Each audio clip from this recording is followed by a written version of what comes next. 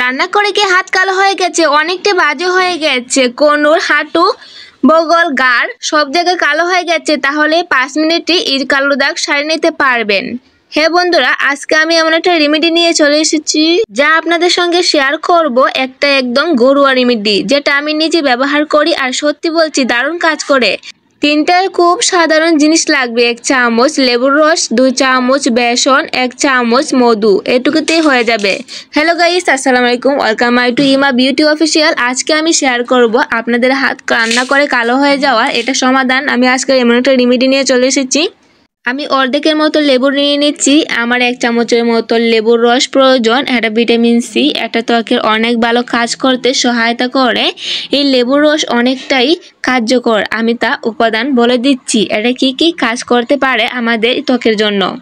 এটা প্রাকৃতিক bleaching agent, মরা চামড়া ও দাগ দূর করতে সহায়তা করে, খালেচে চুপচাপ দূর করতে সহায়তা করে, হাতের কালেচে বা হালকা করে। এটা আমি 1 চামচের মতো রস বের করে নিচ্ছি। এটাকে ভালো করে চিপে আমি রস বের করে নিচ্ছি। এই তো আমারটা 1 চামচ হয়ে গেছে। এবার এটা আমি প্লেটে দিয়ে দিব। আমি এটা বাটিতে রেখে দিলাম।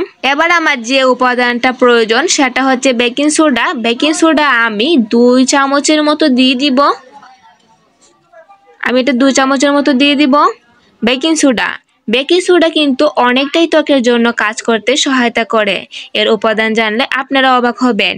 বেকিং সোডা স্ক্রাবের মতো কাজ করে, মৃতকোষ দূর করে, ত্বককে উজ্জ্বল ও ফর্সা করতে সহায়তা করে। আমি এটা লেবুর রসের মধ্যে কিছুক্ষণ মিক্স করে নিচ্ছি। এই কয়েকটা রেমেডি দিয়ে, এটা গড়ে থাকা উপকরণ দিয়ে আমাদের হাতকে আগের অবস্থায় ফিরিয়ে আনার চেয়েও দ্বিগুণ ফর্সা করবে বন্ধুরা। এটাকে কিছুক্ষণ এভাবে আমি 4-5 মিনিটের মতো নেড়ে চেড়ে নিচ্ছি। এটা দেখতে কতটা সুন্দর লাগছে, আমি বারবার নেড়ে চেড়ে দেখছি বন্ধুরা। এবার আমার প্রয়োজন মধু। আমি এখন মধু দিয়ে দিব 1 চামচের মতো। এবার আমি মধু দিয়ে দিচ্ছি 1 চামচের মতো। মধু কিন্তু আমাদের ত্বকে ময়শ্চারাইজার হিসেবে কাজ করতে অনেকটাই সহায়তা করে। মধু ত্বকে দিলে মুখকে মসৃণ ও কোমল রাখতে সহায়তা করে। এই মধু আমাদের ত্বকে নরম করে, প্রাকৃতিক ময়শ্চারাইজার দেয়। লেবু ও বেকিং সোডার রক্ষতা কমায়।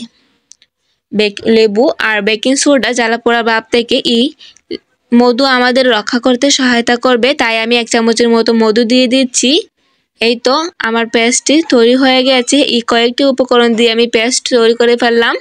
এটা আপনার হাতে, কোণর, বগল, গাড় এইটুকু জায়গায় লাগাতে পারেন। এগুলো এটাকে 5 মিনিট যে জায়গায় কালোচে হয়ে গেছে সে জায়গায় 5 মিনিট ম্যাসাজ করে নেবেন।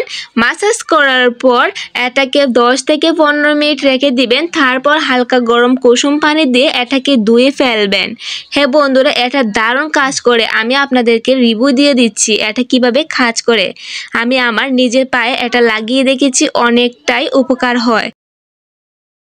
আমি আমার পায়ের গোড়ালো যে জায়গা কালো হয়ে গেছে সেই জায়গায় টেস্ট করে দেখছি। দেখুন বন্ধুরা কতটা পার্থক্য হয়েছে। আমি জায়গাটা মুছে দেখাচ্ছি, আপনারা একটু ধরে দেখুন। একটা সপ্তাহে লাগালে আপনি ভালো রেজাল্ট পাবেন।